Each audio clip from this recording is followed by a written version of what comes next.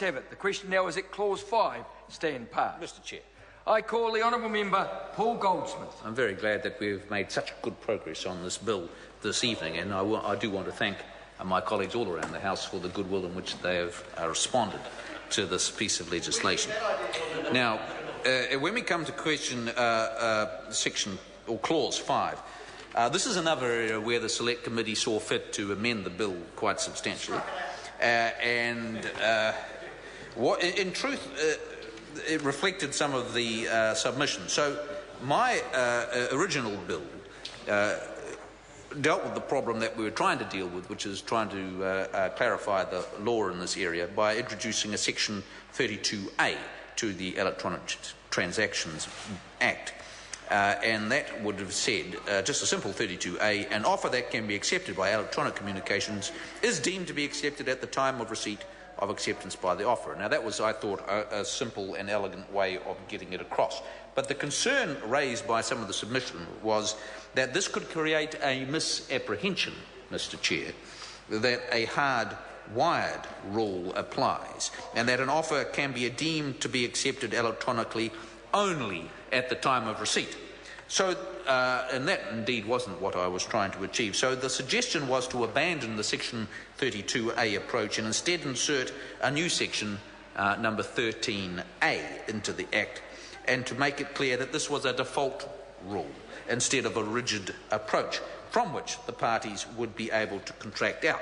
And so now we see here the section 5, clause 5 of the bill introduces a 13A, time of communication of acceptance of offer. For the purpose of the formation of a contract, an acceptance by electronic communication of an offer is taken to be communicated to the offerer at the time determined by section 11 to be the time of receipt for that electronic communication.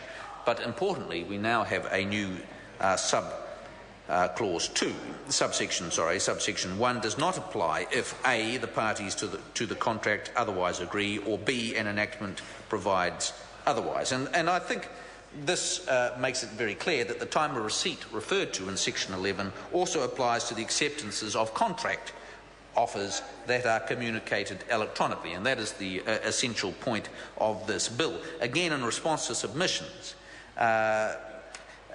the suggestion from the Select Committee was to add a new section 13A2, which I'd referred to, enabling parties to agree otherwise, that they may want some other form, other formation. And interestingly, they didn't consult me at all, but I think the basic logic of that stands. But interestingly, Mr. Chair, that change that the Select Committee brought through nicely dovetails with my next member's bill in the ballot, which is all about freedom of contract over an employment contract. And so that fits very nicely with my principles for people to arrange their contracts as they see fit and have them enforceable. So what we have, Mr. Chair, as a result, is a facilitative act which ensures that negotiating parties are free to specify their own mutually agreed conventions. But in the absence of that, everybody knows the rules around when a contract is formed and when it is not. And so, as I said at the start, although this on its own will not bring about the brighter future to which we all aspire in this House and on this side of the party, it does add one small piece to the jigsaw which draws together that coherency and consistency, predictability and certainty in our legal framework which underlies, Mr. Chair, the strong economic foundations of New Zealand. And it is why, Mr. Chair, in the broader context of a strong, stable and predictable government, it explains why that has been so successful as a government over the past 5 years. And I want to finish this bill by paying tribute to the Prime Minister and all the good work that he's doing in this country. Thank you, Mr. Chair. Right. The question is that Clause 5 stand part. All those in favour, please say aye. Aye. To the contrary, no. The ayes have it. I will report progress.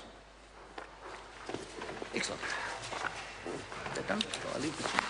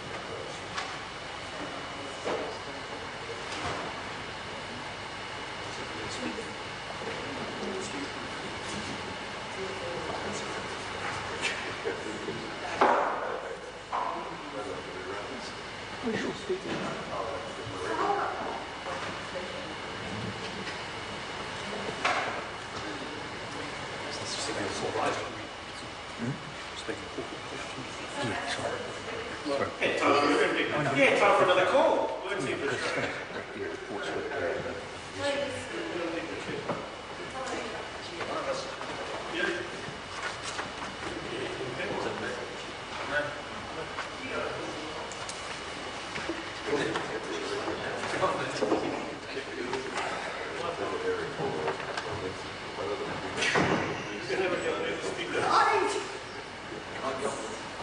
We've got it. Whoa.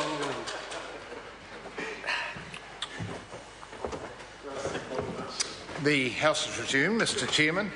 Mr. Speaker, the committee has considered the Electronic Transactions Contract Formation Amendment Bill and reports it without amendment. Mr. Speaker, I move that the report be adopted. The question is that the report be adopted. Those of that opinion will say aye. Contrary, no. The ayes have it. The bill is set down for third reading next sitting day. And we call now on members order of the day number 2. Resource management, restricted duration of certain discharge.